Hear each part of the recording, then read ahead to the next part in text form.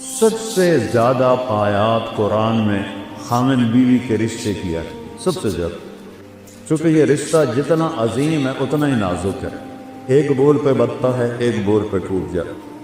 تو اللہ کے نبی نے 11 شادیاں کیوں کی؟ ہمیں زندگی سمجھانے کے لیے۔ اظہار محبت کرو اپنی بیگم سے، بیگم خامن سے اظہار محبت کرے۔ تمہارا ڈاکہ تو پٹھانوں کے مشابہ ہے نا، بیوی سے کہنا کہ میں تم سے پیار کرتا ہوں، یہ تو موت ہے اس کی۔ اور یہ پٹھان تو بیوی کے ساتھ بیٹھ کے کھانا بھی نہیں کھاتا، ایسے بے وقوف ہیں۔ اور میرے نبی نے کہا یا عائشو، سنو یا عائشو، نک نیم پیار سے وغیرہ زیادہ عائشہ نہیں فرمایا، یا عائشو انہو لحیون عیز موتا مریتک زوجتی فی الجنہ۔ عائشہ، وہ جب سے مجھے پتہ چلا ہے اور اللہ نے مجھے بتایا ہے تو جنت میں میری بیوی ہے، مجھے تو مرنے کا شوق لگ گیا۔ اللہ کی قسم، یہ اظہار محبت ہمیں سکھانے، جس نے اللہ کو دیکھا اس کے لیے عورت کیا چیز ہے، ہمیں سکھانے کے لیے۔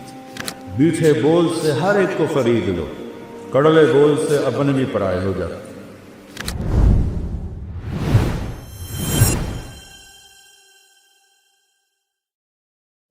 جبریل آئے انسانی شکل، یا رسول اللہ قیامت کب آئے؟ کہ اللہ کے سوا کوئی نہیں جانتا، کوئی نشانی بتا دی۔ تو آپ نے فرمایا، یہ بچیاں غور سے سنیں، آپ نے فرمایا جب بیٹیاں بھی ماؤں کی نافرمان ہو جائیں گی۔ بیٹے تو سرکش ہوتے چلے آئے، بیٹیاں ہمیشہ ساتھ دینے والے ہوتی ہیں، لیکن فرمایا جب بیٹیاں بھی ماؤں کی نافرمان ہو جائیں گی اور عرب کے بچوں اونچی اونچی بلڈنگیں بنائیں گے تو سمجھو کہ نکارے کے چوٹ پڑنے والی۔ قیامت کو کفر سے نہیں جوڑا کہ جب دنیا سے اسلام مٹ جائے گا تو قیامت آئے۔ اصل تو حقیقت یہ ہے کہ جب دنیا میں کوئی مسلمان نہیں رہے گا قیامت آ جائے گا۔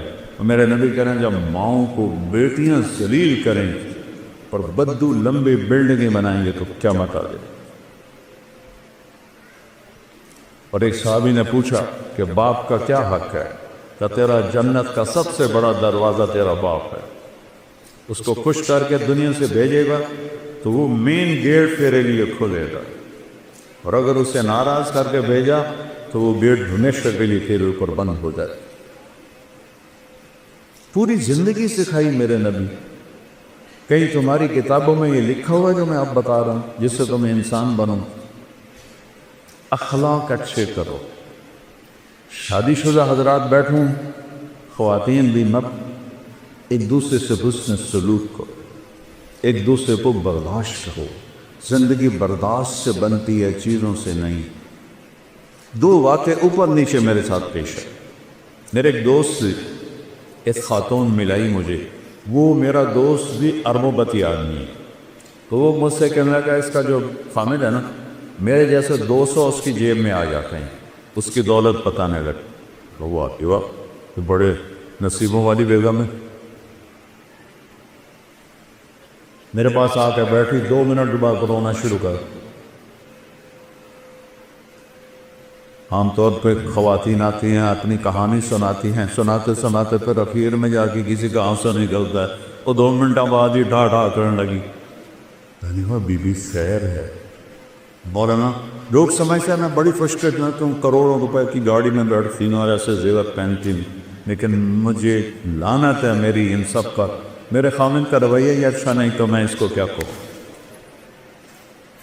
میرے عزیزو، تمہاری شادیاں ہوں گی، ہم کو پا چکے ہیں، اچھے رویوں سے جس کا چاہے دل خریدو، اور ٹونٹنگ اور تانا چیر کے رکھ دیتا ہے دلوں۔ اس لیے میرے نبی نے فرمایا معاذ، تمہیں پوری شریعت کا خلاصہ بتاؤں؟ پوری شریعت کتنی لمبی چوڑی؟ جی کیا ہے کہ آپ نے ایسے کیا؟ بے گزارے ایسے نہیں کیا، ایسے کیے۔ اس زبان کو کاڑھ لے، یعنی اس پہ قابو پا، اسی کو بے عزت نہ کرنا، غیبت نہ کرنا، جھوٹ نہ بولنا، گالی نہ دینا۔ ماں بہن کی گالی دینے سے عرش ہل جاتا ہے، عرش۔ ماں کا کیا قصور، بیوی بہن کا کیا قصور؟ یہ اتنا بڑا گناہ ہے۔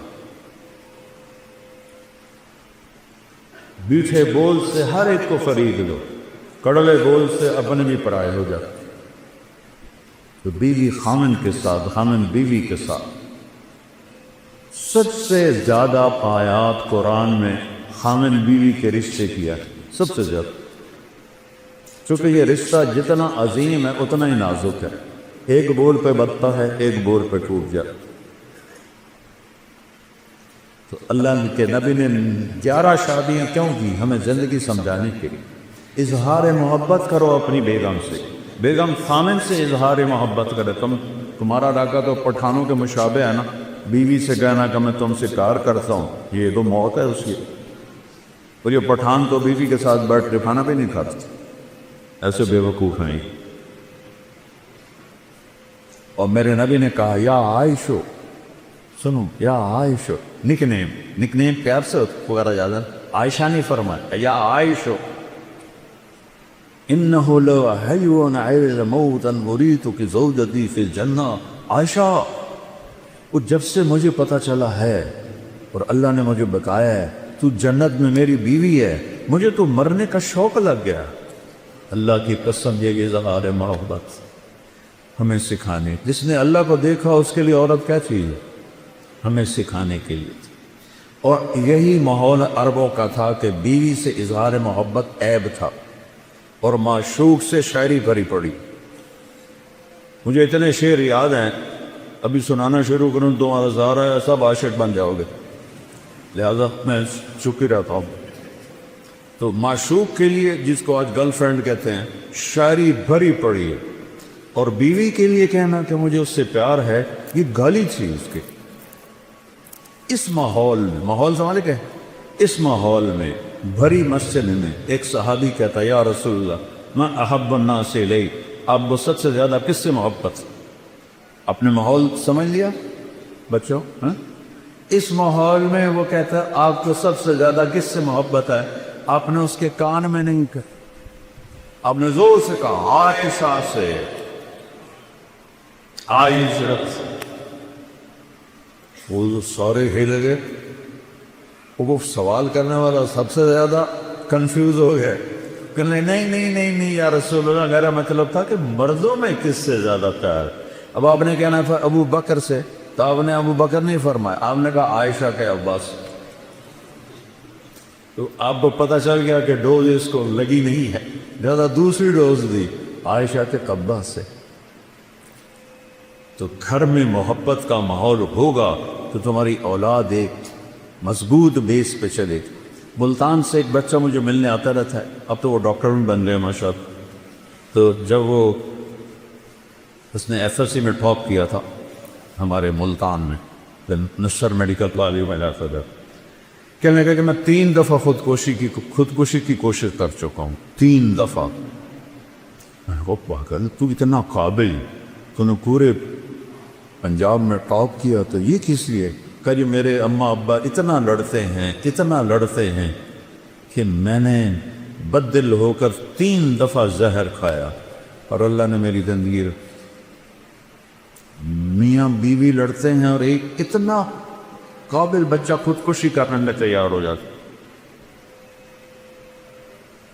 میرے نبی حضرت عائشہ کو لقمے بنا کے کھلاتے تھے، آٹا گوندھ کے دیتے تھے، گھر میں جھاڑو دیتے تھے، 9 بیویاں کپڑے خود دھوتے تھے۔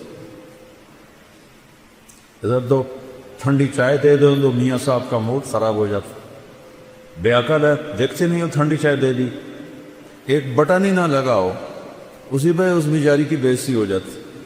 اور میرے نبی 9 بیویوں کے ہوتے ہوئے اپنے کپڑے خود دھوتے تھے۔ اور سن رہے ہو، میں گل فارسی نہیں بول رہا، اپنے کپڑے خود دھوتے تھے، گھر میں جھاڑو دیتے تھے۔ حضرت عائشہ معصوم عمر کے تھی، ان کو سامنے لقمے کھلاتا تھی۔ یہ چیز محبت کو بڑھاتی ہے۔ ایک نوجوان میرے پاس ہے، مولانا میاں بیوی کی ہماری بڑی لڑائی ہوتی ہے، کوئی مجھے وظیفہ بتا۔ میں نے کہا ایک بات یاد رکھ لو، بیوی پہ کوئی وظیفہ اثر نہیں کر، نہ کوئی تعویذ نہ کوئی وظیفہ۔ کہنا تو پھر کیا کروں؟ میں نے کہا جب کھانے پہ بیٹھو 2-3 لقمے اپنے ہاتھ سے کھلا لیے، کہ اس سے کیا ہو کہ جو ہوگا کہ دیکھ لیں. اب اس کو میں نے یہ نہیں بتایا کہ یہ میرا نبی کی سنت. میں نے کہا دیکھ لینا جو ہوگا. کیونکہ 2 ہفتے بعد اس کا فون آیا, ویسے حال ہوا کچھ دوستی تھی. تو میں نے کہا وہ میری بات پہ عمل کیا تھا؟ کہنے لگا نہیں. کہا کیوں؟ کہ شرم آتا. میں نے کہا عورت تو بیچاری کمزور ہے, اس سے لڑتے ہوئے شرم نہیں آتی تمہیں؟ کمزور سے کیا لڑ؟ اور جو میں کہہ رہا ہوں وہ اس میں تمہیں شرم ہے؟ چل دوپہر کا کھانے کا وقت تھا. میں نے کہا اس کو یہ کر اور پھر مجھے بتا. 2 گھنٹے بعد اس کا فون آیا. مولانا صاحب میں نے ایک لقمہ توڑا اور اس کے منہ میں ڈالا. تو اس کا ریئیکشن یہ تھا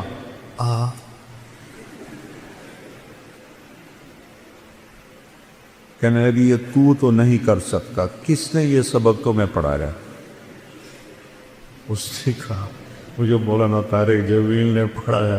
اس نے ایسے جھولی اٹھائی اور دعائیں شروع کر دی میرے لیے, میری نسلوں کے لیے, کہ جس نے تمہیں انسانیت سکھائی. میری کاسٹ راجپوت چوہان ہے. ہمارے ایک شاخ ہے راجپوت رانگڑ, غصہ زیادہ عقل تھوڑی. تو ہماری جماعت میں ایک وہ رانگڑ بھی چلتے تھے.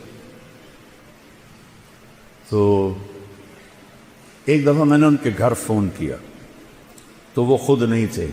میں نے کہا کدھر ہیں صدیق صاحب؟ کہا جی وہ باہر ہے. میں نے کہا ایسا بتا دینا کہ طارق جمیل کا فون تھا. تھوڑی دیر کے بعد وہ صدیق صاحب آ گئے. مولانا آج تو کمال ہو گیا. میں نے کہا کیا ہوا؟ کہ میں گھر آیا تو میری بیگم کہنے لگی وہ تھارے مولوی کا فون آیا تھا. میں نے کہا کون سا مولوی؟ کہ وہی جس نے تمہیں رنگڑ سے انسان بنا دیا. وہ کہنے لگے میں نے کہا میں پہلے انسان نہیں تھا؟ کہنے کہ نہیں. میں نے کہا کیوں؟ کہا بول تیں اور میری شادی کتنے سال ہو گئے؟ تو کہنے لگے میں نے کہا 27 سال. کہنے لگی 27 سال میں ایک دفعہ ہنس کے بولا ہے میرے ساتھ؟ ایک دفعہ کی قسم کھا لے. 27 سال میں ایک دفعہ کبھی ہنس کے بولا ہے؟ کہنے کہ میں سر کو جانے لگا. کہ جب سے تو اس مولوی کے گیل کا کیا ساتھ, جب سے تو اس مولوی کے گیل لگا ہے تو مسکرا کے بولتا ہے, مسکرا کے ملتا ہے. اس سے پہلے تو میرا رنگڑ ہی تھا, انسان کہاں تھا.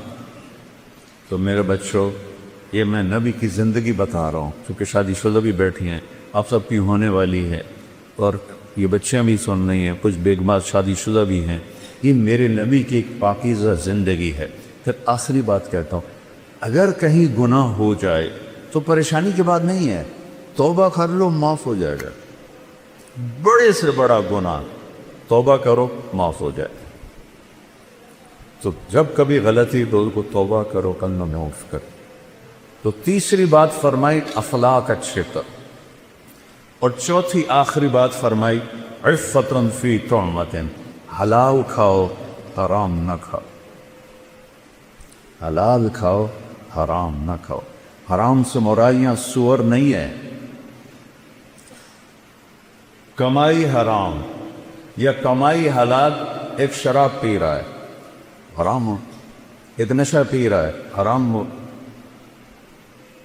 تو رزق حلال کماؤ, سچ بولو, دھوکہ نہ دو, اخلاق اچھا کرو, رزق حلال ہو, اگر جنت کی چابی مجھ سے لے. اتنا چھوٹا سلیبس کہیں دیکھا ہے؟ کیا مشکل. اس لیے ہم کہتے ہیں کہ تبلیغ میں وقت لگاؤ. اس سے انشاءاللہ جیسے آپ یہاں پڑھ رہے ہیں وقت لگا رہے ہیں, تبلیغ میں وقت لگاؤ, آپ کو انشاءاللہ انسانیت سمجھ میں آئے گی. قرآن سیکھو, میرے نبی کی سیرت پڑھو, تاکہ آپ ایک اچھے مسلمان بن سکیں. ہماری یہ مکس گیدرنگ کوئی شرم جائز نہیں ہے. یہ حکمرانوں کی غفلت بھی ہے, جرم بھی ہے, گناہ بھی ہے. جبکہ اسباب ہیں کہ بچیوں کے لیے الگ کالج بن سکتے ہیں, لڑکوں کے لیے الگ کالج بن سکتے ہیں, لیکن یہ آنکھوں پہ پٹی ہے, اندھے ہیں, یہ سب پکڑ جائے گی قیامت. آگ اور پیٹرول کو قریب رکھ کے کہو کہ آگ نہیں لگنی چاہیے، آگ نہیں لگنی چاہیے، یہ کیسے ہو سکتا ہے؟ اب ایک زمانہ سوشل میڈیا، ہمارے زمانے گورنمنٹ کالج میں لڑکیاں تھیں، لیکن سب لڑکیاں پورے حجاب کے ساتھ، کوئی ننگے سر لڑکی، مجھے یاد نہیں، میں 2 سال پڑھا ہوں، کوئی جین کوئی نہیں، کوئی شرٹ کوئی، اور ایک الگ انکلیو رہتا تھا جہاں صرف لڑکیاں بیٹھتی تھیں، ہم لڑکے پیچھے بیٹھتے تھے، اب سارے مکس بیٹھے ہوتے۔ میں لمز گیا بیان کرنے تو لڑکے لڑکیاں ایسے کندھے ملا کے بیٹھے ہوئے تھے۔ سید انور بھی ساتھ تھا، اس نے ایسے دیکھا، کہ میں تو نہیں اندر جاتا۔ میں نے کہا تھا ان کو جہنم سے کون نکالے گا، تو بڑا ملا بن رہا ہے، چل بات کر ان سے۔ وہ کوئی بات کریں گے تو کسی کو سمجھ میں آئے گی۔ اب اسی لمز میں پردہ دار بچیوں میں جاتا ہوں تو سینکڑوں کی تعداد میں ہوتی، داڑھی والے لڑکے ہوتے ہیں، تو خمیر تو ایمان کا ہے، ماحول نہیں میں تو بچوں آؤ، ہمارا سرمایہ اور خوش قسمت ملک ہے پاکستان، سب سے زیادہ نوجوانوں کی آبادی پاکستان کے پاس، میں 100 کے قریب ملکوں میں پھرا ہوں، سب سے زیادہ نوجوان آبادی ہمارے پاس، تھوڑا سا ٹریک پہ آ گئے تو آپ ہمارے ملک کا ایٹم بم ہو، نیوکلیر پاور ہمارا ایٹم بم نہیں، ہمارا ایٹم بم یہ بچے بچیاں ہیں۔